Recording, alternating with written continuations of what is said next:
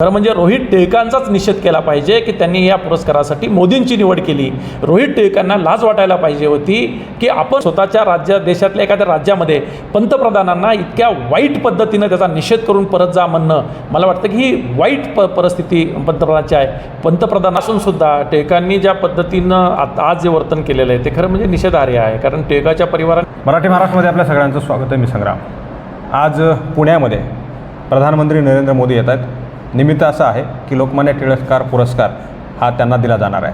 खरं तर नरेंद्र मोदी हे कोणाच्या सांगण्यावरून आलेत हे सगळ्या महाराष्ट्राला माहीत आहे आणि कोणकोणत्या पुरस्कार सोहळ्याला उपस्थित राहणार आहेत या संदर्भातसुद्धा सगळ्यांना माहीत आहे। कारण गेल्या अनेक दिवसांपासून यावर चर्चा केली जाते, राजकीय वर्तुळामध्ये चर्चा आहे, कारण तर्कवितर्क लावले जात आहेत। शरद पवारांच्या सांगण्यावरून मोदी या ठिकाणी आलेले आहेत असंही बोललं जातं आहे। तशा बातम्या आपल्याला पाहायला मिळाल्या आहेत। शरद पवारांच्या विनंतीवरूनच मोदी या ठिकाणी आलेले आहेत।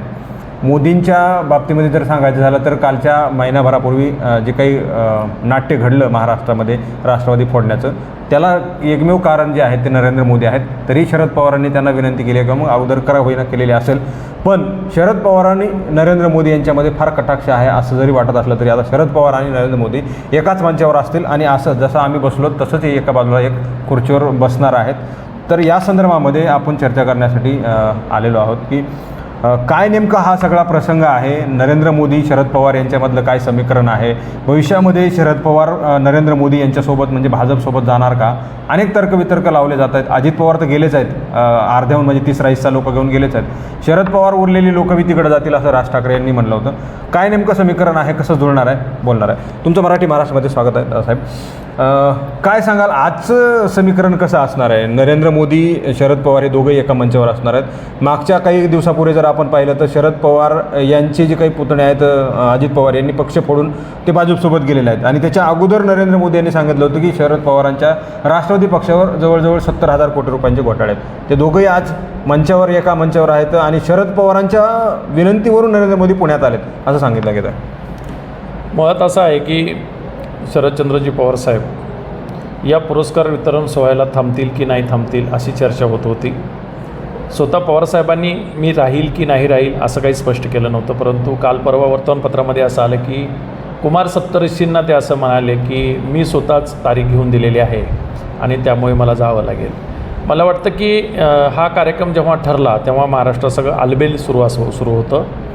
शिंदे भाजपबरोबर गेले होते, महाविकास आघाडीची वज्रमूठ होती, राज्यामध्ये सगळे कार्यक्रम व्यवस्थित चालू होते।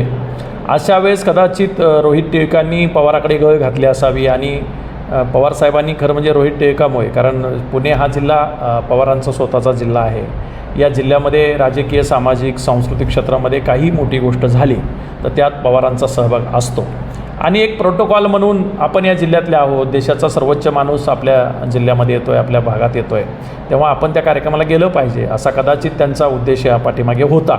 परंतु कार्यक्रम ठरल्यानंतर मधल्या काळात काही ज्या घडामोडी झाल्या त्या घडामोडीच्या पार्श्वभूमीवर आता पवारांनी त्या कार्यक्रमाला जावं की नाही जावं या संदर्भातली मतामतांतरे तयार झाली आणि त्यातून आज आम्ही बघतोय की पुणे शहरामध्ये प्रचंड मोठा उद्रेक आज सकाळपासून पाहायला मिळतोय। संपूर्ण पुणे शहर वेठीस धरण्याचं काम कायदा आणि सुव्यवस्थेच्या नावाखाली झालेलं आहे। अशा वेळेस पवारांचं जाणं हे आश्चर्यकारक आहे। नाही, माझा प्रश्न असा आहे की नरेंद्र मोदी आणि पवार हे एका मंचावर येणार आहेत।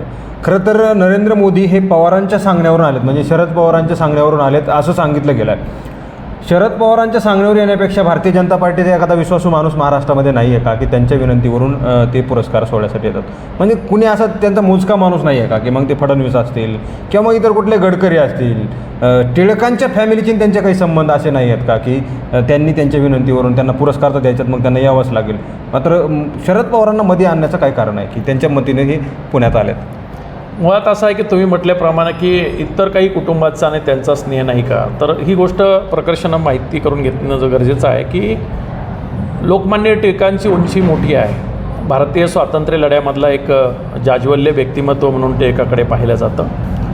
काँग्रेसमधला अत्यंत जहाल गट हा टिळकांचं समर्थन करणारा गट होता आणि 1 ऑगस्ट 1920ला म्हणजे आजच टिळकांची पुण्यतिथी आहे, आजच टिळकांचा मृत्यू झाला 1 ऑगस्ट 1920ला आणि त्यानंतर हे सगळं नेतृत्व महात्मा गांधींच्या हातामध्ये गेलं भारतीय स्वातंत्र्य लढ्याचं।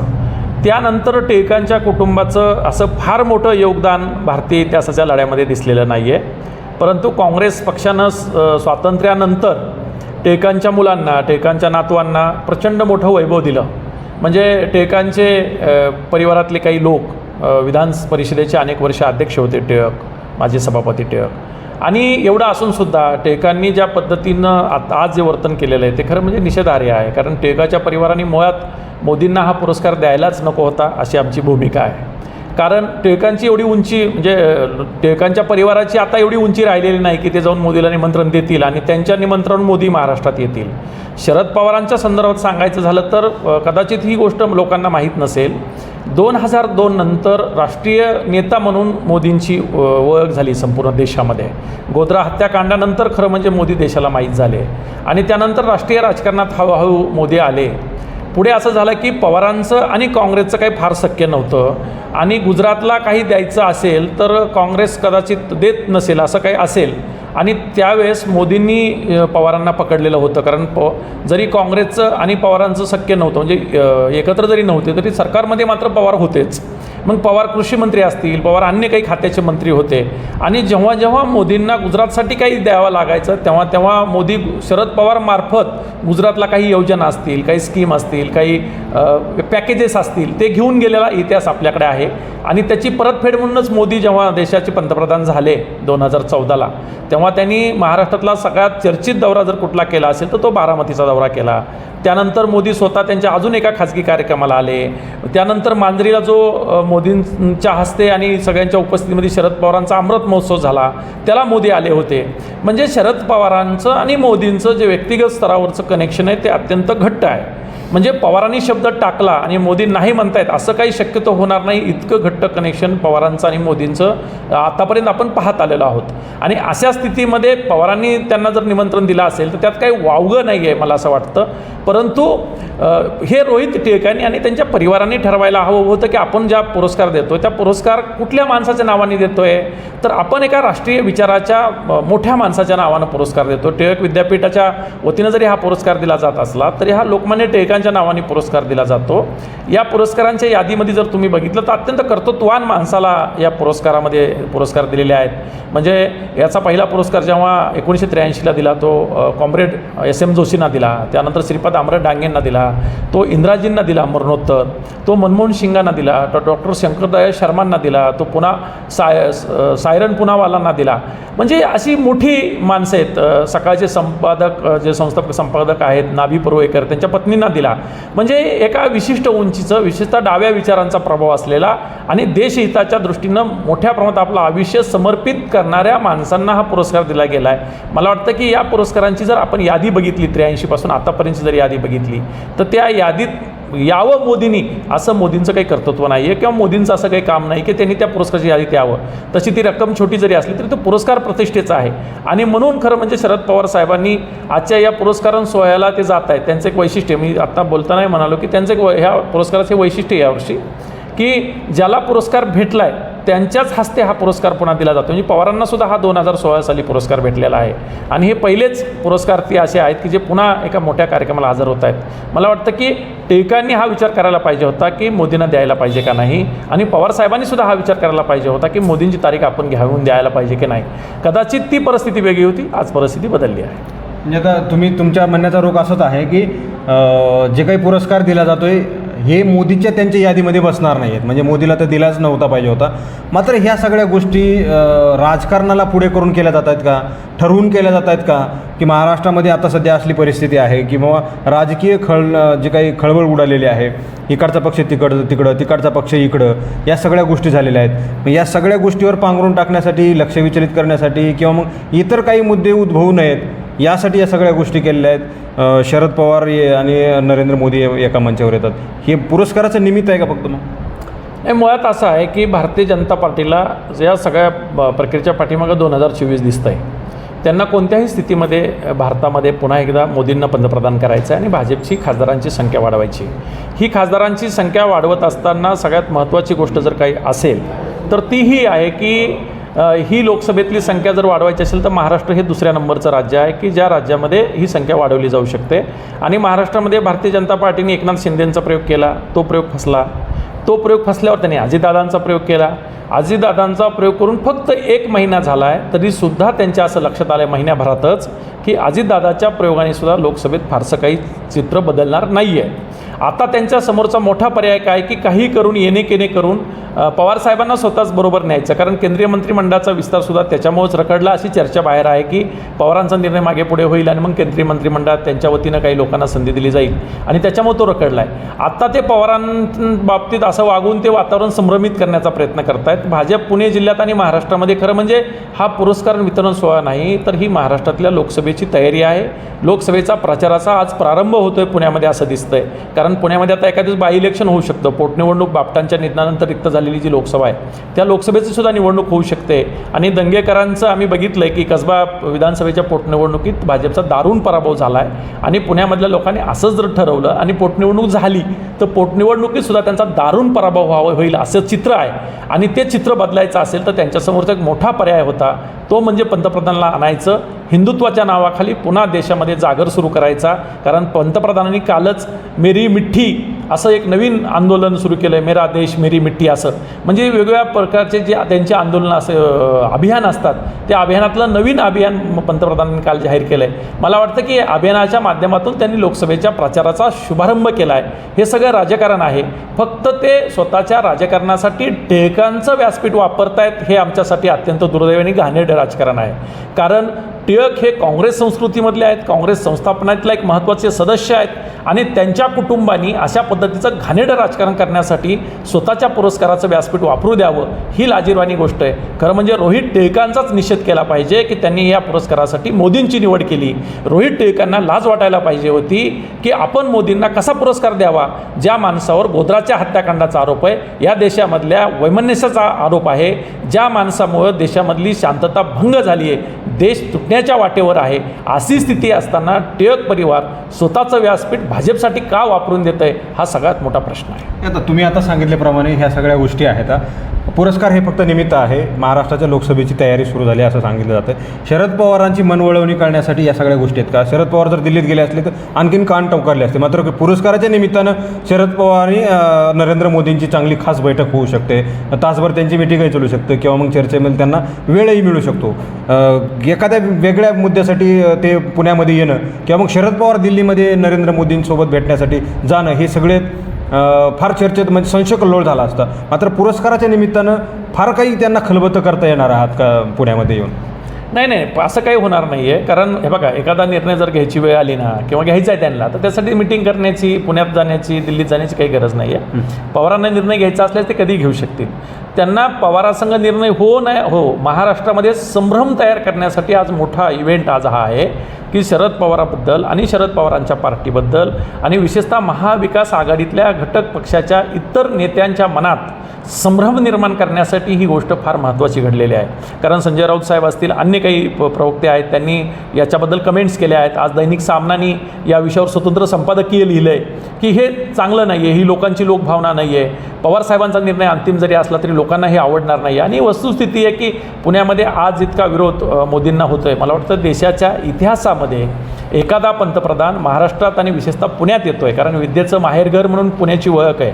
पुणे हे वेगळं शहर आहे, पुणे हे सुसंस्कृत शहर आहे, पुणे हे बुद्धिजीवी अत्यंत प्रगल्भ लोकांचं शहर आहे. महाराष्ट्रातल्या तमाम जिल्ह्यातली नवीन पोरं MPC UPC करणारी पोरं पुण्यात राहतात. पुण्यात काय घडलं याचा संदेश ग्रामीण भागात जातो.